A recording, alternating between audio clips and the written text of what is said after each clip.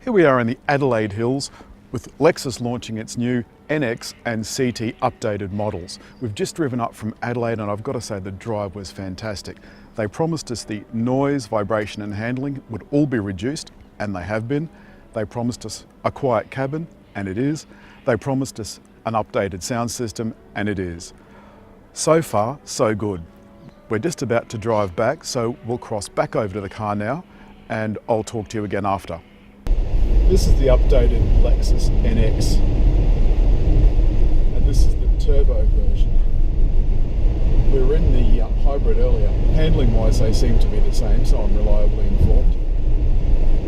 I've got it in Sports Plus mode as we speak, which quite frankly the handling is just astonishing considering this is on the same platform as a somewhat more humble RAV4, which, as you know, I'm not all that fussed on.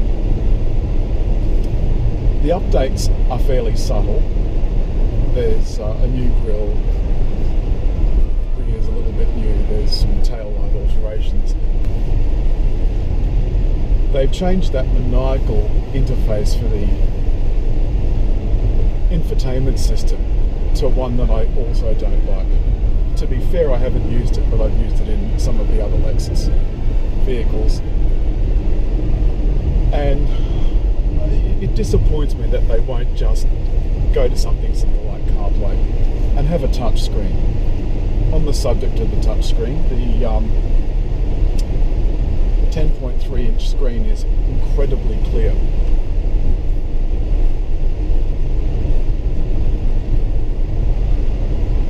And the information displayed on it is also very clear.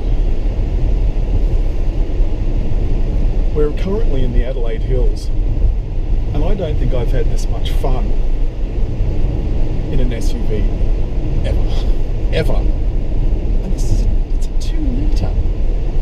I'll put the stats up on the screen in a tick, but look, you can see behind me there's one of their chaps. It looks good from behind, it looks good in front, it just looks good. I'm going to give it a good rating. I really rate it. I think it's not my kind of car. It is the kind of car I can imagine an aspiring young couple might want. All NX SUVs are now known as NX300. There are two drivetrains. An 8-speed auto with a 175 kilowatt 2 litre turbo, which gets 7.9 litres per 100 kilometres.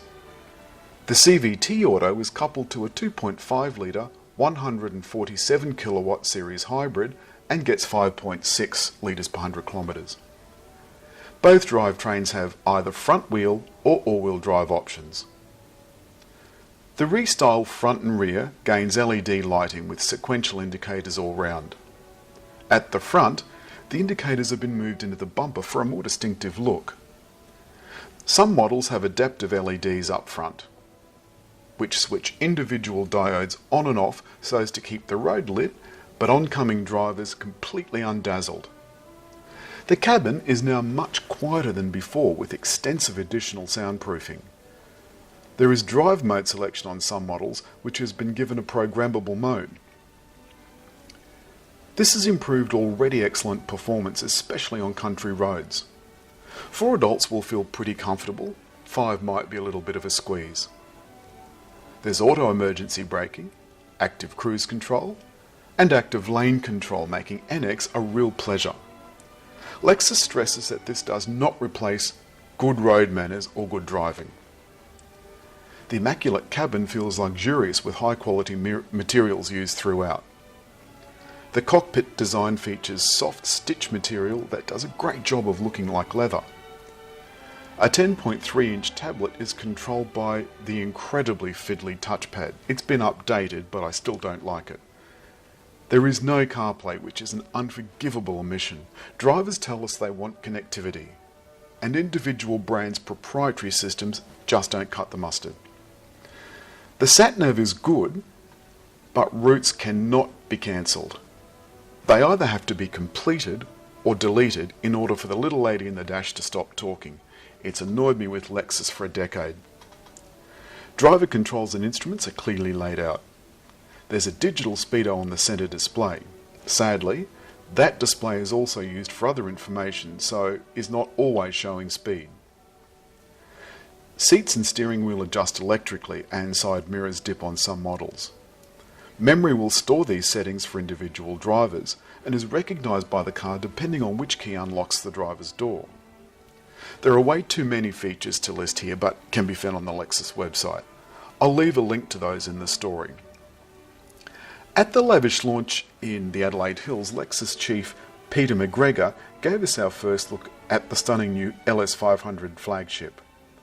I like the direction in which Lexus is heading. They've continued the divergence away from the stuffy and uninspiring Toyota design to a more individual and distinctive look. This will take them far. Well, there you go. What do you think? We really liked it and we think you will too. It's excellent value for money. I particularly like the front. I like the headlights on the updated models. What do you think?